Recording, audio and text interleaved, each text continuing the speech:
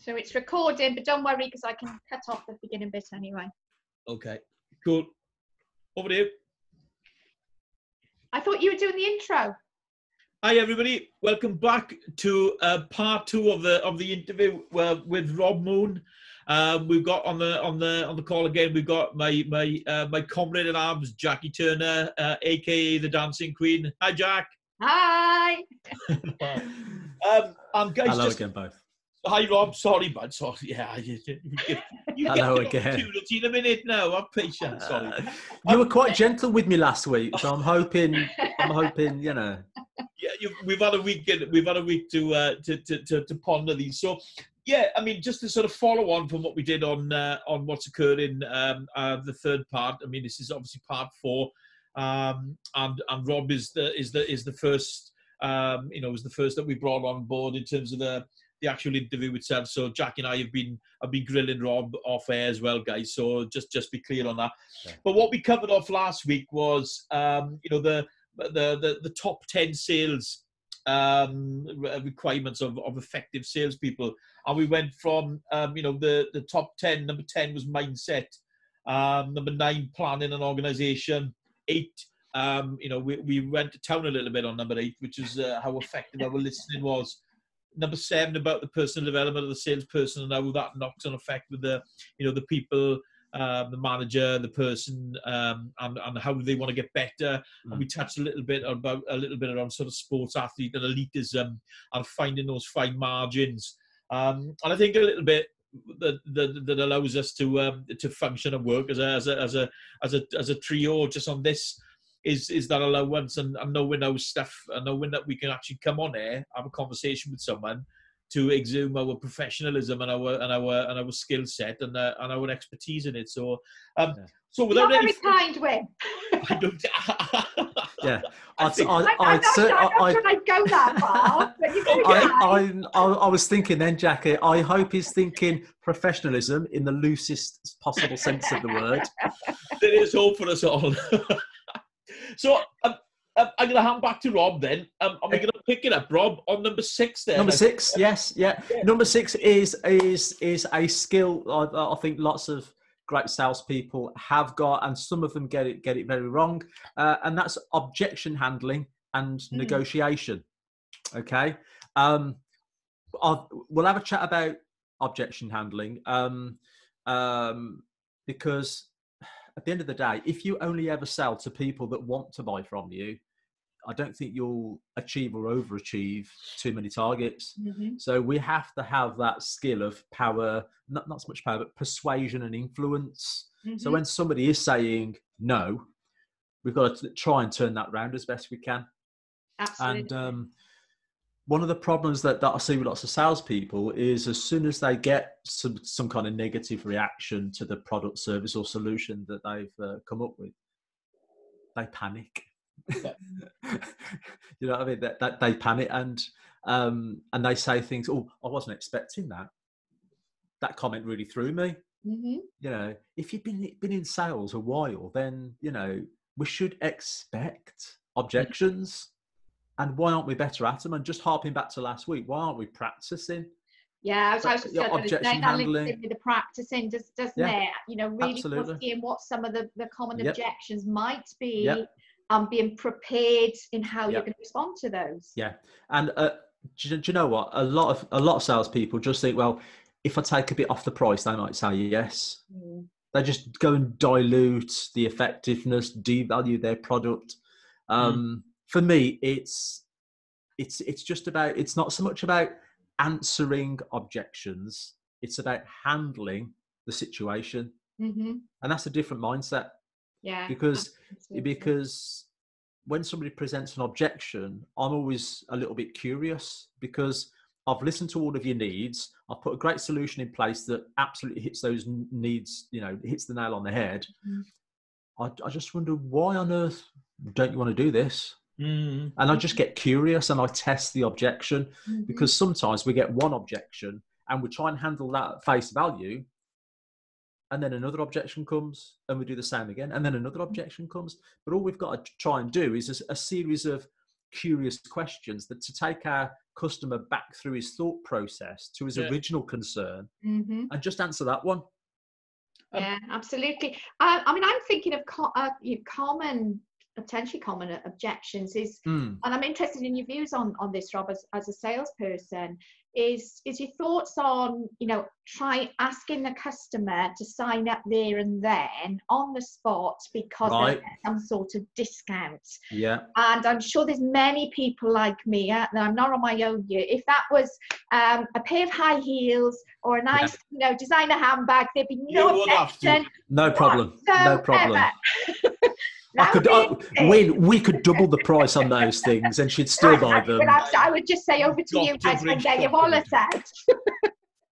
But on a serious note, I'm a reflector, I'm a thinker, I like to go away and I like to ponder. I do not like to be encouraged to sign up on the spot regardless of a discount. For example, of a network event. If I go to a network event and I go to a couple of free ones and then they're literally on the spot, if you sign up today for your membership, we can give you this amount of discount. To me, there's an immediate objection there. I'm not signing up on the day.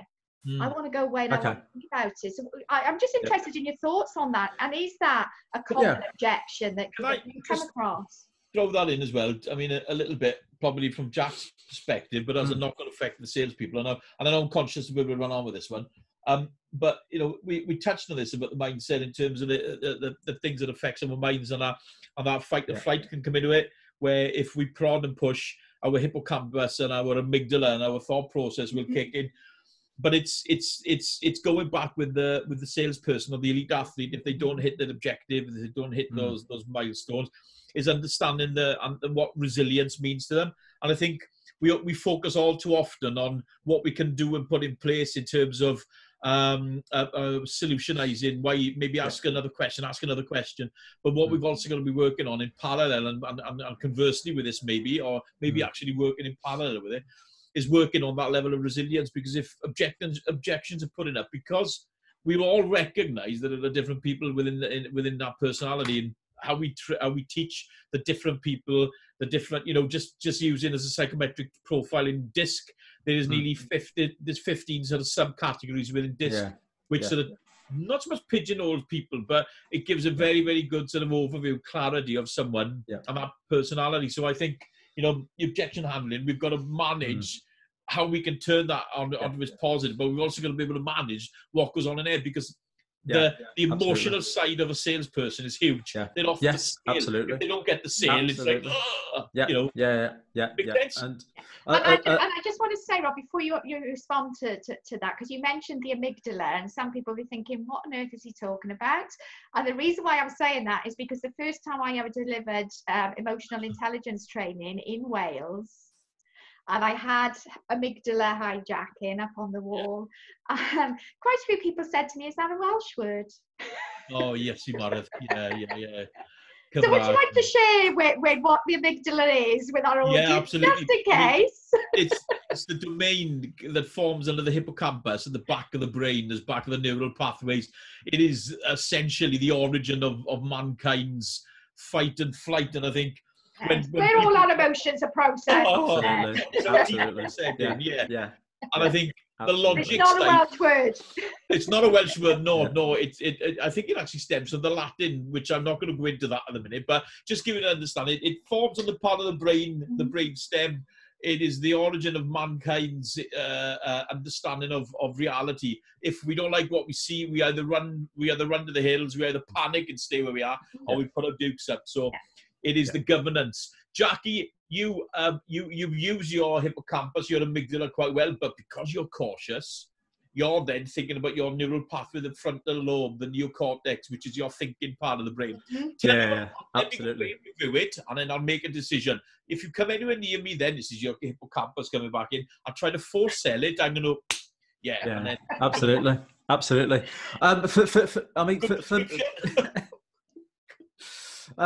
For me, a big part of objection handling is just what you said there. When it's not about hearing the objection and then just trying to literally punch someone's lights out with a fabulous response. Metaphorically, I mean, guys. Yes, absolutely. Social distancing and all that can't hit people. first of all, the first words out my mouth to your objection there, Jackie, for example, about not wanting to sign up straight away, you might not expect to hear these words from a salesperson, because I might kind of try and disarm you a little bit and try and put you more at ease by saying, do you know what, Jackie, that's absolutely fine. I don't blame you one bit for wanting to go away and think about it. Yeah. Now, would you ever expect a salesperson to say that? I would expect them to say, why not? I would want them to, but yeah, I wouldn't necessarily expect it. Yeah, and then straight on the back of it, I'll ask, just out of curiosity, what is it you'd like to think about? Mm-hmm. Because I need to know whether you've got a problem with the solution that not working for you, or is it the price, or something else? Yeah. And it would have, I would have been, I think, good for that conversation to have taken place. Yeah. I'm not saying it would have changed my decision. No, absolutely not. But it wasn't a conversation that took place, because I agree with you. I think in a lot of instances, some salespeople will want to persuade me that, focus on the discounts. This is about absolutely. Benefit you. You can walk away with this 20-30% discount. Just do me a favour. Remind me when we get to number 1 in this list. Just remind me of that scenario again, because it's very, very, very suitable when we get to number 1 as well. I'm just about to say, if we can move on to number 5? Conscious of time. Number 5 for me is a word I come across about 5-6 years ago really properly, and that's charisma. Okay. And a lady that ran this course, she was very much into charisma, and almost the definition she gave it was, if you're charismatic, you're a person that wins the hearts and minds of others whilst being authentically yourself. I love that. Okay, you win the hearts and minds of others whilst being authentically yourself. Now, as a salesperson, don't try and be something you're not. Be genuine. Yeah, because people will see through you if you're not. And we do have to win hearts and minds, because people buy people. Well, the full phrase is people buy people like them. Okay. So if I can get on well with you and mirror some of your behaviours and all that kind of thing, building that rapport, have that great relationship, I'll win your heart. And does what I say make sense? Am I going to win your mind? So when you put those 3 things together, you get quite a charismatic person. And we're not talking Robbie Williams, Simon Cowell, kind of, there's lots of introverted people that have got a hell of a lot of charisma. Yeah. I like that. Yeah, I do. I love that description of it, because I think until you'd said that, I would have seen charisma as almost like an energy or an aura around somebody. Yeah. Whereas, having heard you describe it in that way makes perfect sense. And I think no longer will I see charisma or charismatic person in perhaps quite the same light as I. Yeah, because automatically you think of the Simon Cowells of this world and all that sort of thing. Absolutely. I think perhaps he is more charismatic now, being a dad, etc., and being more authentic. But we all have our own opinions on that. Absolutely. Yeah. Cool. Are you happy with that win? I don't want to disappoint you at all during this list, if I can help it. Oh no, you're not, bud. Just for the record, as you know, and as Jackie knows, I won't let you anyway, bud. So yeah, you will. Okay. No, I can't like that. You're doing well, Rob. You are doing well, Rob. So far. Okay. Number four. I've called it sell suitability. Okay. Because I don't think anybody buys something they don't genuinely need unless it's your handbags. I better keep. Oh, let's not go there. Let's face it. I'm realistic enough. We all impulse buy, don't we? Without thinking. We meet chocolate fingers. They're in, done, sorted. Yeah. But what I mean by sell suitability is if you've had a great conversation with your customer and you totally understand all their reasons to buy, their needs, why they need that, and all that kind of thing, you can tailor a solution to those needs. And if I had £1 for every time I've come across a salesperson that's got something sitting on their desk or something in their car that's their pitch, Yeah, this is my pitch, Rob. Do you want to read it? This is my pitch. This is what I say to all my customers. And and I have once or twice actually took that piece of paper off someone and just gone. Yeah, I agree. Oh, I don't look in their face. Why on earth would the same customer need the same pitch? That defies all logic. Yeah, absolutely agree. Defies all logic. There might be one or two things where crucial things about your organisation that you need to get across, but there's got to be some tailoring in there that matches those needs. And we've already talked about objections, but one big reason why people get objections is because they oversell. Yeah. So if your customer's got 4 needs and you match it perfectly with a solution that's mixed up of 4 things that perfectly match that, and you deliver your price, that customer says, yeah, that's fine. That sounds great. That's perfect.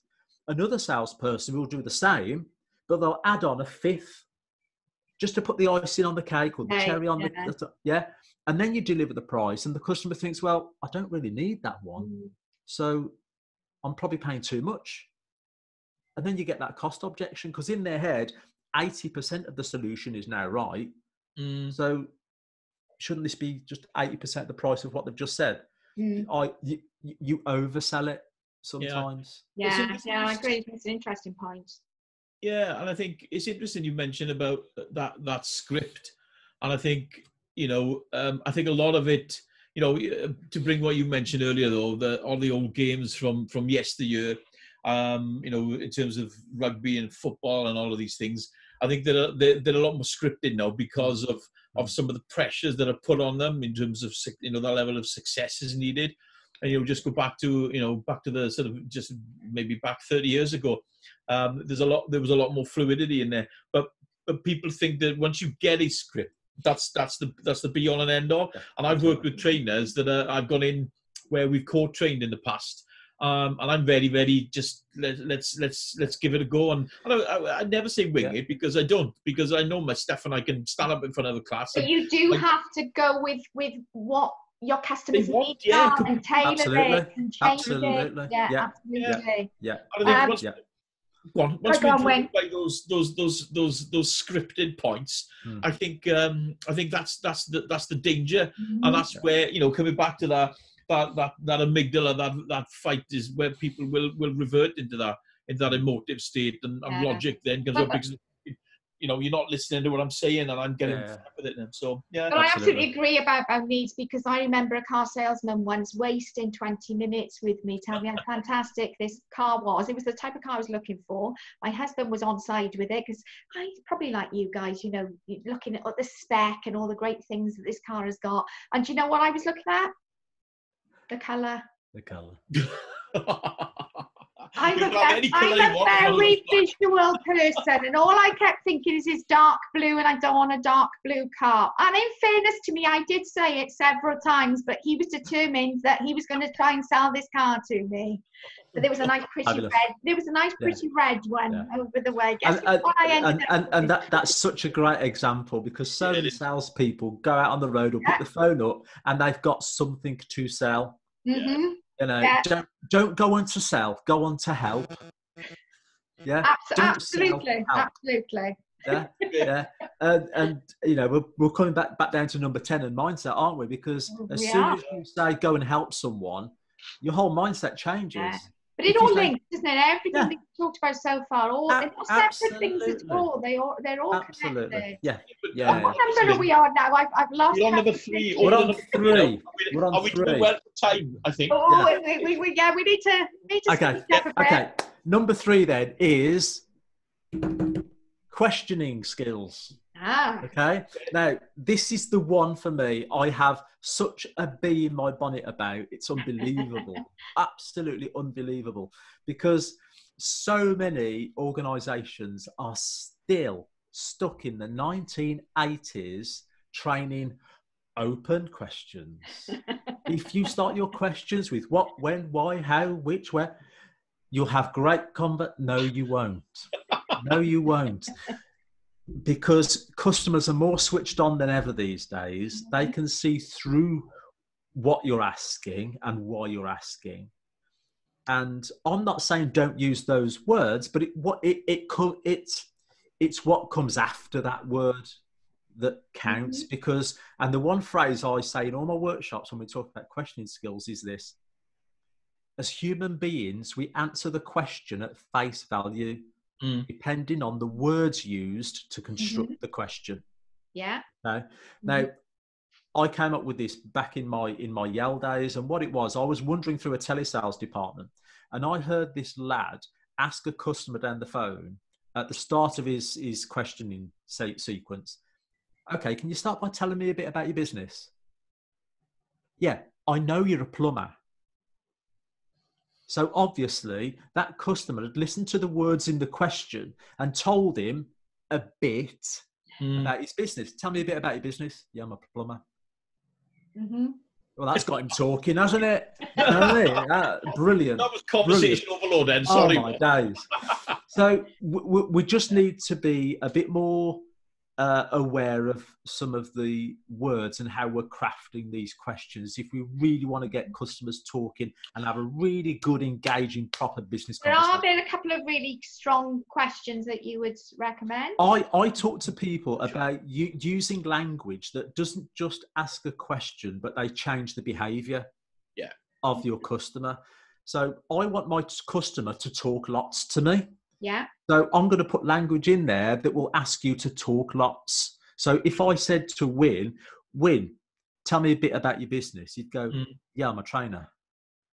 But if I said, "Win, can you start by listing out for me all the different courses and workshops you run?" Yeah, it's expansive. Because we've got list out for me. Yeah, buzzwords. All the different. That says, don't just give me one word. Give me lots. Yeah. And that's what you're trying to do. I mean, and I'm just before we move on to number 2, but I quite like the the part you mentioned about I'm a plumber, so tell me a bit about your business. Wow, God. Yeah. I'm a bricklayer and I'm a carpenter. Tell me a bit about your business. So crazy. And I think it gives us a nice follow on to the next part of it in terms of looking at the structure, because number 2 you mentioned earlier, that gives us a little bit of the structure of how it all gets to put together. So Rob. For my number 2 is great salespeople follow a really robust sales structure. At the end of the day, they don't just go in and wing conversations and have willy-nilly chats. They've got the sales structure well and firmly imprinted on the insides of their eyelids. And the reason that it's so crucial that we've got a sales structure is because we're selling to human beings, and as human beings we've got a buying structure. We actually go through a process of deciding to buy. And Philip Kotler back in the 80s came up with the buying sequence of awareness, interest, evaluation, commitment. So I spend the first probably third of a day just talking about how we buy, because it makes sense to me. Because if you've got a buying process here and we can put a sales structure here that plugs into it, every step of the sale has got a why. Why we're doing it. What was his name again, Rob? So we can get so people are listening can pick up. Philip Kotler, Kotler. Philip Kotler. It just makes total sense to me. And I'll give you an example of it failing. I've been working with an organisation recently, and some of their field sales reps would walk into their customer and they think it's rapport building and relationship building, but they go, "All right, how's things? How's it going?" Just as before they even sat down and settled in, just as a nicety, how's things? How's it going? That hands over the keys to that customer to drive that conversation now, because I can just start talking about how busy or not I am, and I've had other reps in that do what you do. How do your prices compare? And he can go wherever he wants. So I change that, and I just ask them to walk in and go, "How are you today?" Not how's things, how's it going? I'm asking about you, not the business. Because when it comes to talking about the business, I need to put a nice agenda in place that says, what I want to do today is talk to you about your business, find out everything about what's going on, And then if I see any ways that we can help you, I'll let you know a bit about how we work, and we can take it from there. Is that okay? Great, crack on, brilliant. Yeah. I've now got permission to do my own fact find. Yeah, and I think that follows nicely into your number one, which I know when we spoke when we last spoke about this, and when we sort of preempted the conversation to try and get us into this. I probably threw this in a little bit too early, so I've been biting my tongue on this. But just to point out as well, Jackie's been teaching and training this stuff out with people the last couple of weeks, and with immense mega feedback, which is great. Yeah. So tell us what your number one is then, Rob. My number one is quite simply emotional intelligence and these interpersonal skills. Yeah, we're smiling. If you can't read people and get on with people, then you're not going to sell to that many. Mm-hmm. You know, in my infinite wisdom. But also as well, Rob, if you're not in tune with your own emotions and managing your emotions during the day, that has an impact on your customer. Yeah. You know, so many salespeople that you know, it's a day or two before the end of a quarter, they've got to do this to get their target in. That change how they feel, that change how they behave. But the lack of awareness, they just don't get it. Do you think people as well need to be able to regulate their own sales focus, different times of the day? I mean, as a morning person, you know, back in the 90s, managing sales teams and being part of sales teams and working in the finance industry, you know, where the retail sector, etc. You know, we were heavily targeted and not understanding the target mentality. And I think that panic attack is when you find that big target right at the beginning of the year, you're thinking, how are you going to break that down? But being able to regulate when the peaks and troughs and manage where the expectation is throughout the month, throughout the week, throughout the day. Absolutely. I mean, as a morning person, I get all of my research done first thing in the morning. I can't function. And the papers that I published, everything I've always done, all the qualifications I've ever done, everything gets done in the morning. Now that's me being able to get to be at my best, essentially, which is what a salesperson. It's about knowing when we perform at our best in terms of those peaks and troughs throughout the day. Absolutely. And you know, and we can choose our own emotion, really, can't we? We can choose our own attitude and everything. When we were talking about objection handling, Jackie, and your incident at the networking event, and you said I'm more of a thinker. I like to go away and think about it, or that kind of thing. I do something called social styles and versatility. It's a little bit like insights. Yeah, I'm aware of social styles. Yeah. As soon as you say that, as a salesperson, I think, right, I've got an analytical person here that I'm dealing with. So I need to be versatile enough in my own emotional intelligence to realize that and almost become a little bit more analytical, because as an analytical, you want more facts, more data, more proof, more evidence, more numbers. You love a graph, you know, and an Excel spreadsheet and all that sort of thing. That's all me, yeah, but if I'm exactly the opposite to you on that social styles model, I'm an expressive and I make fast decisions. I don't need to think about it. I go with my gut, and I don't get why you can't do that.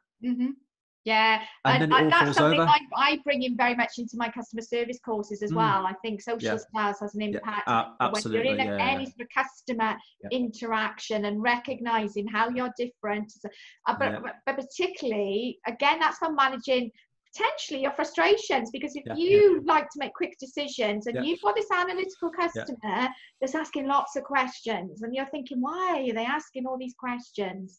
And having that understanding, they're not doing it to try and be deliberately awkward. We're all different. We all have different needs, and we need to be respectful of different needs. Yeah, we've all got different behavioural preferences, haven't we? Yeah. That's what it is.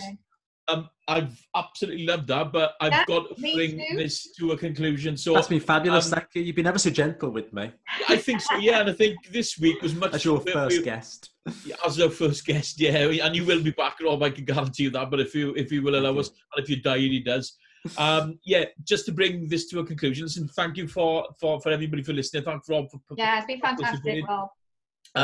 Really enjoyed it. I hope these two parts really help.